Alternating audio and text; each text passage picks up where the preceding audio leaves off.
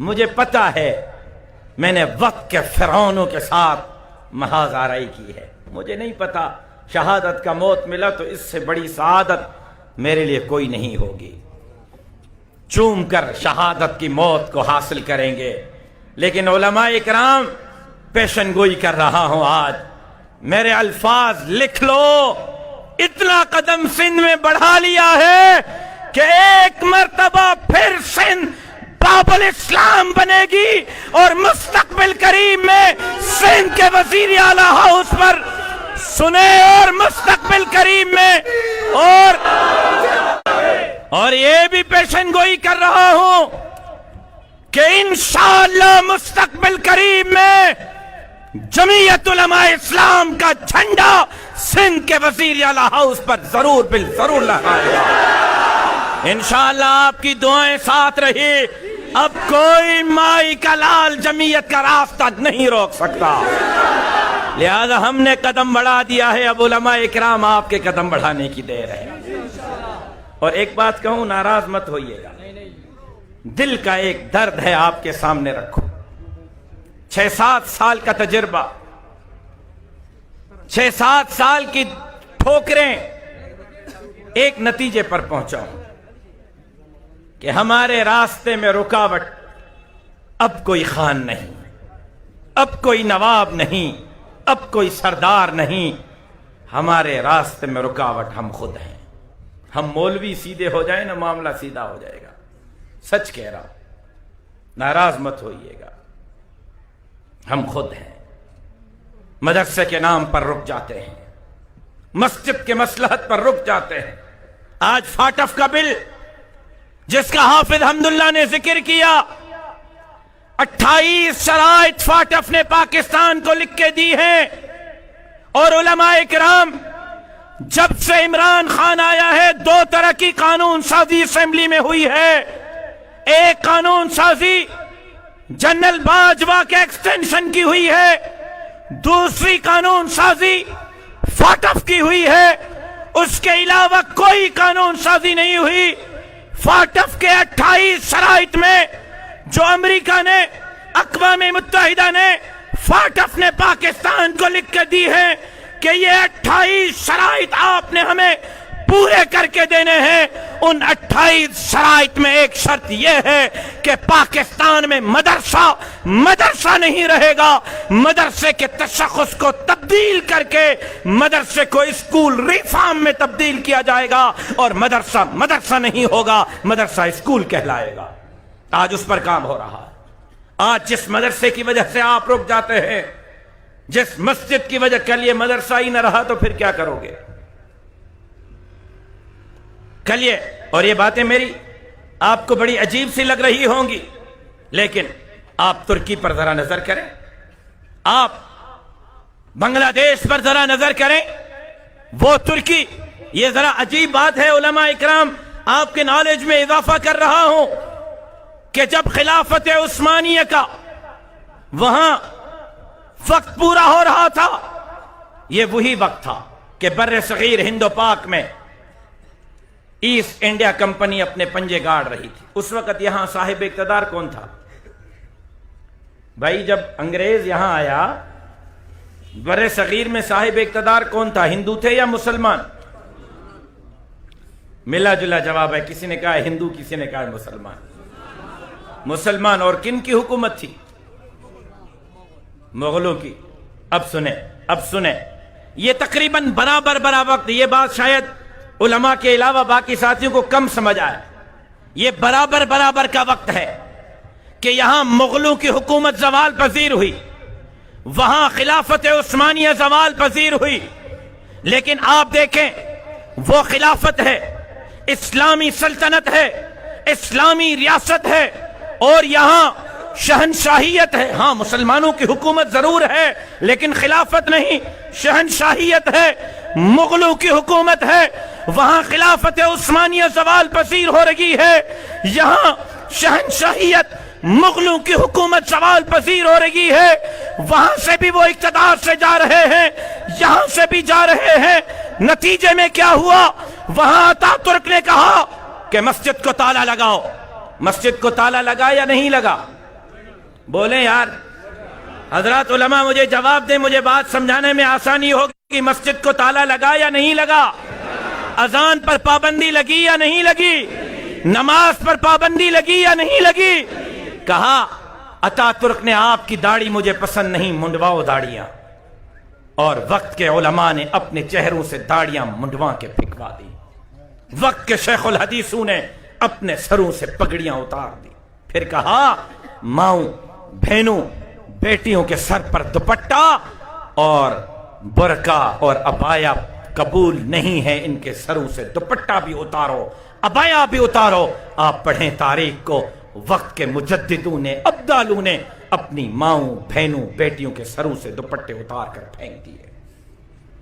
پھر کہا مسجد بند، تکبیر بند، اذان بند، نماز بند، داڑھی ختم، پگڑی ختم، عبایا ختم.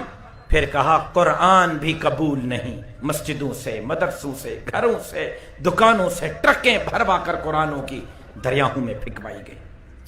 کیوں؟ کبھی سوچا ہے؟ خلافت عثمانیہ کا وقت ہے اور اس کے مقابلے میں اتنا بڑا معاملہ وہاں کیوں ہوا؟ کبھی سوچا ہے؟ حضرات علماء اکرام، بنگلہ دیش تقریباً 100% سنی ریاست، وہ بنگلہ دیش جس کے چھوٹے سے چھوٹے مدرسے میں 3,000 طلبہ دور حدیث میں ہیں، وہ بنگلہ دیش جہاں حج سے بڑا اجتماع تبلیغ کا ہوتا ہے، وہ بنگلہ دیش جہاں ہر گھر میں حافظ عالم پایا جاتا ہے، اسلامی قانون پارلیمنٹ سے نکال کر روڈ پر پھینک دیے گئے. جب چاہتے ہیں مولوی کو سولی پہ لٹکایا جاتا ہے. آپ نے سوچا کیوں؟ میں عرض کر رہا تھا یہ برابر کا وقت ہے. وہاں خلافت عثمانیہ زوال پذیر ہوئی، یہاں مغلوں کی حکومت زوال پذیر ہوئی. لیکن کیا ہوا؟ خلافت عثمانیہ کے زوال پذیر ہونے کے بعد اتا ترک کے مقابلے میں کوئی تحریک سر نہیں اٹھا سکی، اور یہاں مغلوں کی شہنشاہی حکومت زوال پذیر ہونے کے بعد ایک ایسی تحریک نے سر اٹھایا کہ اس تحریک میں ہندو جواہر لال نہرو بھی آپ کے ساتھ ہے، سکھ بھی آپ کے ساتھ ہیں، اور اتنی بڑی تحریک چلی کہ انہوں نے انگریز کو بر صغیر چھوڑنے پر مجبور کر دیا. کیوں؟ یہاں تو خلافت عثمانیہ نہیں تھی، شہنشاہیت تھی، مغل تھے. لیکن ایسا کیا تھا کہ علماء تو اٹھے، مسلمان تو اٹھے، ہندوؤں کو بھی اپنے ہم نوا کیا، سکھوں کو بھی اپنے ہم نوا کیا، اور انگریز کو خطہ چھوڑنے پر مجبور کیا. وہ بات یہ تھی کہ ہماری طرح ترکی کے علماء نے تصنیف تو سنبھالی، تقریر اور تحریر تو سنبھالی، تبلیغ، مسجد اور مدرسہ تو سنبھالا. بنگلہ دیش کے علماء نے ہماری طرح تبلیغ اور تصنیف اور تحریر، مسجد اور مدرسہ تو سنبھالا، لیکن انہوں نے سیاسی میدان خوانین، وڈیروں، سرداروں اور نوابوں کے حوالے کیا.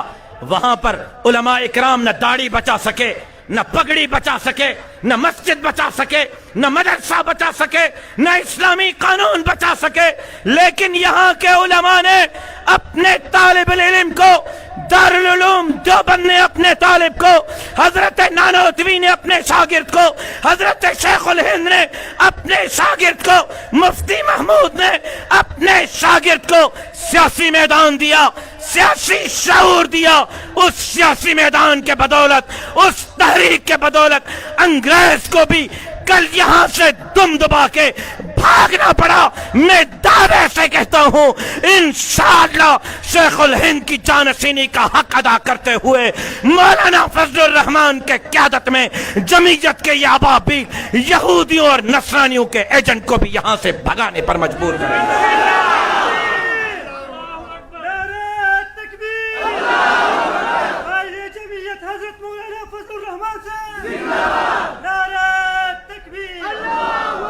كانت بنو اسرائیل تسوسهم الانبیاء كلما هلك نبی خلفه نبی.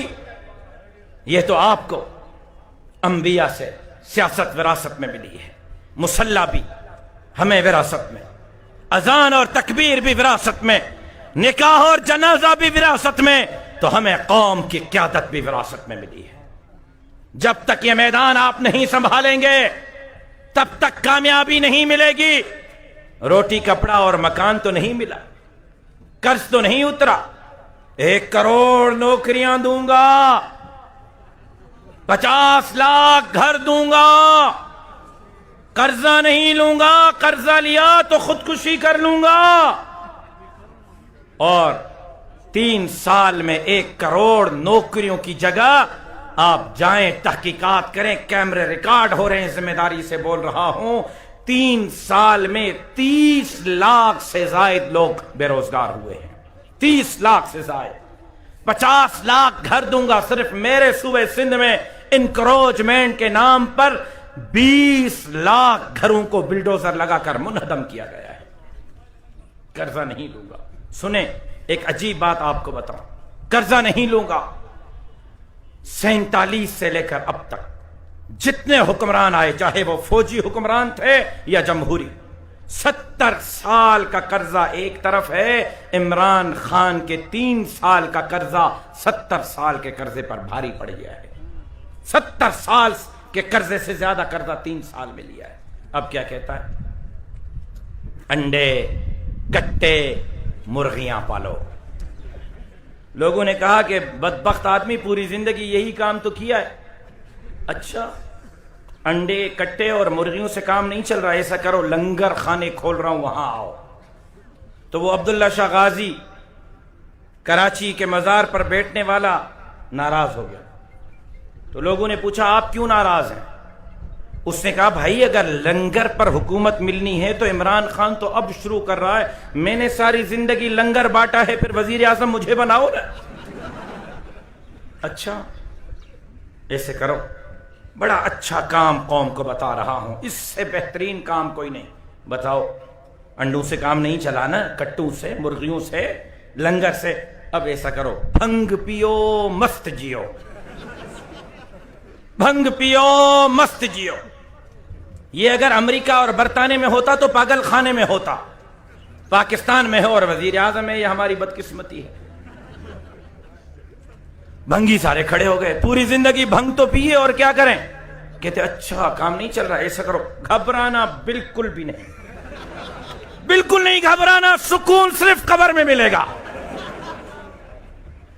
ایک طرف ملک کی معیشت کا تباہ, ایک طرف آپ کی ناکام خارجہ پالیسی یہ ہے کہ پی آئی اے کا جہاز پارلیمنٹیرین کو لے کر کابل کے اوپر 1 گھنٹے تک اڑتا رہا ہے اور پاکستان کے پارلیمنٹیرینز کو کابل کے ایئرپورٹ پر اترنے کی اجازت نہیں مل رہی. یہ آپ کی ناکام خارجہ اور داخلہ پالیسی ہے. سی پیک جس میں $52 ارب شروع میں ملے تھے, اور دوسرا سی پیک کا آپ سے معاہدہ کیا تھا؟ میں گفتگو ختم کر رہا ہوں, آخری الفاظ ہے.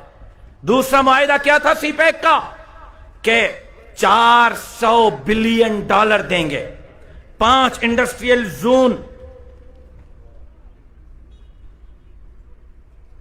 5 انڈسٹریل زون لگائیں گے. سنیں, یہ چائنا نے آپ سے معاہدہ کیا تھا, یہ آپ کے ذہن میں ہو علماء اکرام, میں عجیب بات آپ سے کرنے لگا ہوں. چائنا نے کہا تھا کہ روڈ راستوں کے بعد $400 بلین دیں گے, اس سے 5 انڈسٹریل زون لگائیں گے.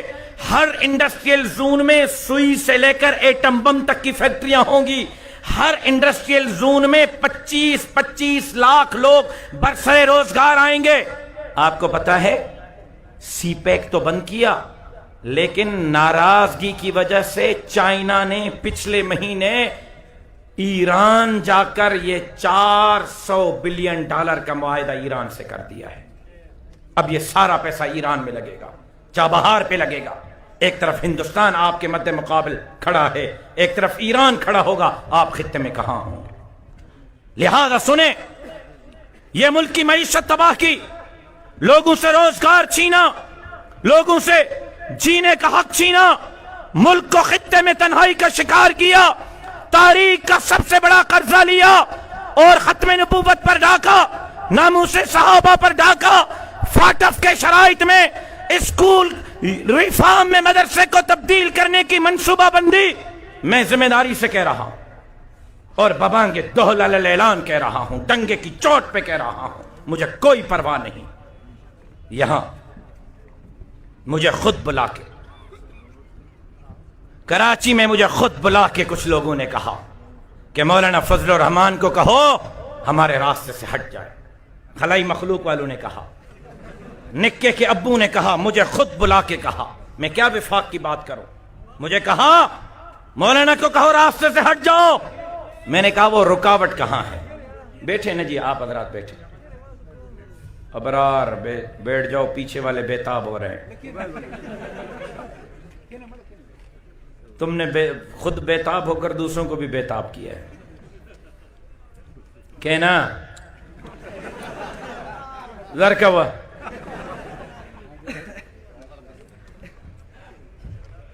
سنیں،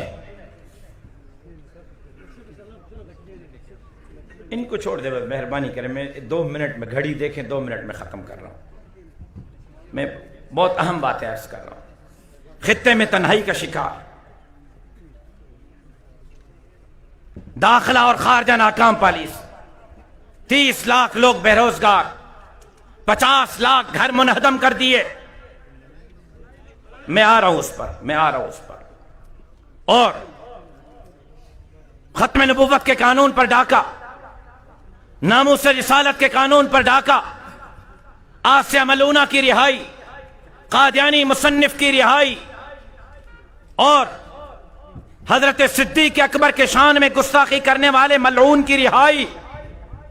پھر مجھے خود بلا کے نکے کے ابو نے کہا مولانا کو کہو راستے سے ہٹ جائے۔ میں نے کہا وہ رکاوٹ کہاں ہے؟